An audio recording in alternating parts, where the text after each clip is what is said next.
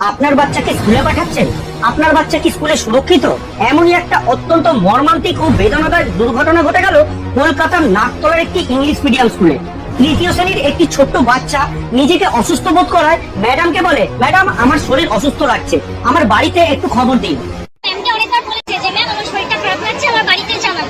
ম্যামরা বলেছে head down করে বসে থাকো বলে সকাল 7:30 থেকে পৌনে 12টা পর্যন্ত তাকে হেড ডাউন করে বসিয়ে রেখেছে। তখন ম্যাডাম তাকে হেড ডাউন করে বসে থাকতে বলে। সকাল 7:30 থেকে দুপুর 1:45 পর্যন্ত তাকে হেড ডাউন করে বসিয়ে রাখা হয়। 6টা পিরিয়ডে 6জন টিচার ক্লাসে আসেন, তবুও ওই বাচ্চাটির উপর কারোর নজর পড়ে না।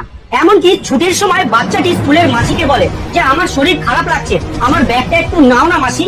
তখন মাসি বলেন যে তোমার ব্যাগ তোমাকেই নিয়ে নামতে হবে। এমনকি ছুটির সময় বাচ্চাটা বলেছে যে আমার শরীরটা খারাপ লাগছে, আমার ব্যাগটা মানে মাসি তুমি নাও, স্কুলে যাও মাসিরা বলে। মাসি বলেছে তোমার ব্যাগ তোমাকেই নিয়ে নামতে হবে।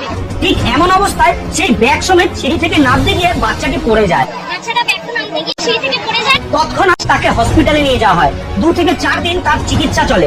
পড়ে যাওয়ার পরে তারপরে হসপিটালের বাবা মা এসে হসপিটালে নিয়ে যায়, সেখান থেকে বাচ্চাটা 2-4 দিন ভর্তি থাকার পর এবং অবশেষে তার মৃত্যু হয়। মৃত্যু হয় বাচ্চাটা। স্কুল কর্তৃপক্ষের এমন গাফিলতির খেসারত দিতে হলো সেই ছোট্ট শিশুটিকে, দিতে হলো তার বাবা মাকে সারা জীবনের জন্য। তাই সমস্ত স্কুল কর্তৃপক্ষ এবং সমস্ত অভিভাবকদের কাছে আমার অনুরোধ, আপনারা প্রত্যেক বাচ্চার যত্ন নিন, বাচ্চার সামান্য অসুস্থতা বা অসুবিধার গুরুত্ব দিন। যদি এমন কোনো বাচ্চা স্কুলে নিজেকে অসুস্থ বোধ করে তাহলে তৎক্ষণাৎ তার বাড়ির লোককে ইনফর্ম করুন, যাতে আগামী দিনে আর কোনো বাচ্চাকে এমন ভাবে চলে যেতে না হয়।